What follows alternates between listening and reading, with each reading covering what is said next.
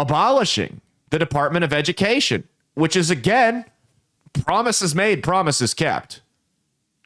This should not be a shocking revelation. The reality is, and we did an entire segment where we broke it down. You guys can go check it out a couple weeks ago. So I'll try to summarize it here. The reality is, though, the United States output for education does not match the input since we founded the Department of Education. Initially, when it was founded by Jimmy Carter, he had good intentions for it. I don't doubt that. I don't think he meant for it to become this bloated bureaucracy that spends more money than it's worth. I don't think that was the initial goal, but that's unfortunately what it's transformed into. Now we've just got, these bureaucrats that don't spend any time in a school, probably don't even have kids of their own, that are making six-figure salaries to push pencils. That's what they sit in an office all day, and they make these bullshit policies. The problem is this one-size-fits-all mentality that the Department of Education had. I'm sorry, but a kid in New Orleans in the inner city does not have the same needs as a rural kid in Iowa, who also doesn't, neither of them have the same needs as a suburban kid in New Hampshire. This idea that we can apply a one-size-fits-all solution to something as complex as education in a country as wide and diverse as the United States is ludicrous. Chris Cuomo, love him or hate him, had the best analogy I've heard on this on PBD the other day. He said that the Department of Education is like if a factory tried to make a t-shirt that was the average size for everybody and they mailed it out and it didn't fit anyone. That's exactly what this is. You're looking at I'm not saying that the Department of Education wasn't a noble concept. I'm saying once you identify a mistake, you can do one of two things.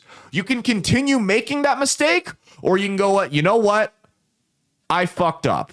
That doesn't mean I'm a bad person. That doesn't mean I did this intentionally or I wanted to harm people. That doesn't mean that I knew that this was going to collapse the way it did. It doesn't mean that I didn't give it my all and try to make it work. It just means I tried something and it failed and I should stop doing it. Or at least change the way I'm doing it rather than more of the same. The reality is the standards have continued to lower throughout the United States, and that's why you're seeing an increased graduation. So you've got increased graduation rates with lower test scores and literacy rates than we've ever seen before. That can only mean one thing, that we're treating this like a factory that values quantity over quality, where we're trying to just churn out as many kids as possible rather than actually trying to sit down with these kids and get them ready for the world. Now, when they say they want to abolish the Department of Education, they're not saying remove federal funding for education. They're going to disperse that funding to the states who will spend it as they see fit. They're going to disperse the establishment of standards to the states who can set them as they see fit, because they're not the same for everywhere in the country. And this idea that they are is laughable. The way they've hijacked math, something as black and white as math. We're not talking science where new methods and new theories come up every couple years. We're not talking about history, which naturally is going to need to be updated. We're not talking about that. We're not even talking about English. We're talking about math. Have you seen the way they make these kids solve math problems now?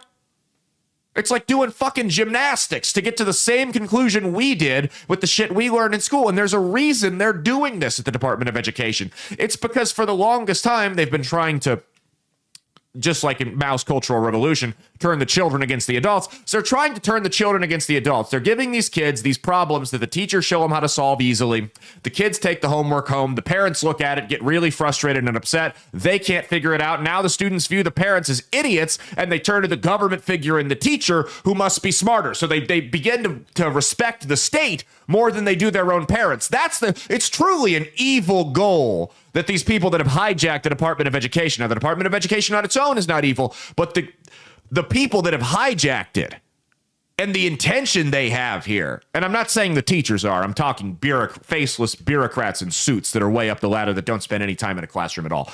The way they've hijacked it and tried to turn it into this communist hellscape where they turn the children against their families is despicable, and it's time we get rid of it.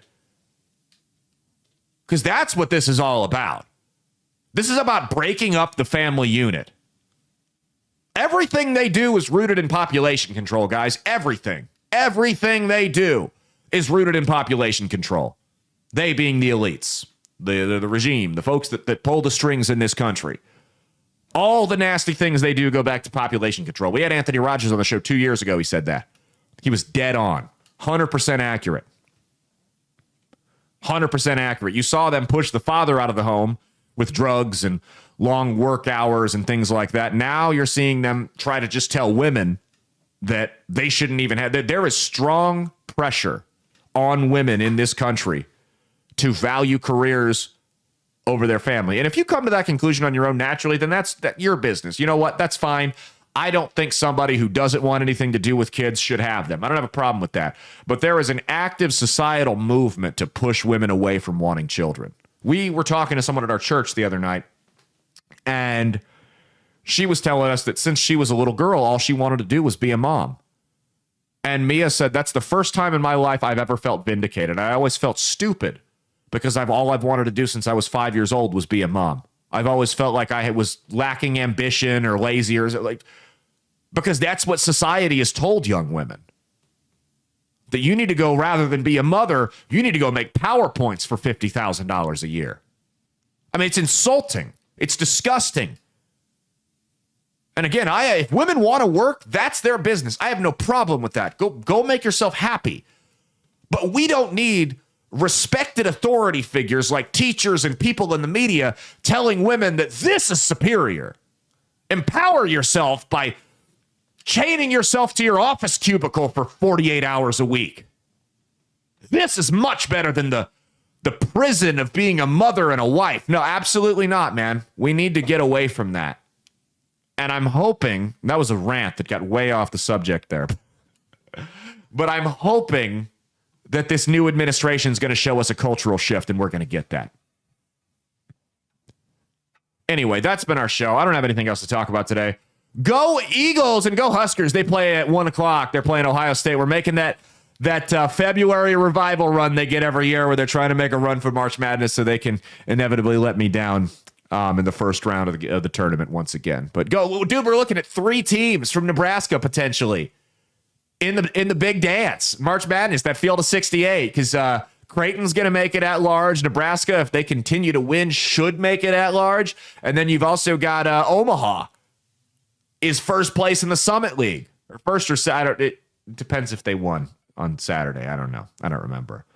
But I'm excited, man. Go Big fucking Red. Go Eagles. I'm not an Eagles fan, but I will root for them over the CIA. We'll see you guys on...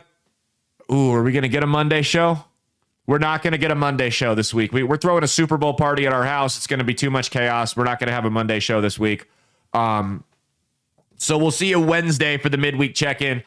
Cheat on your taxes, not your spouse, and stay based.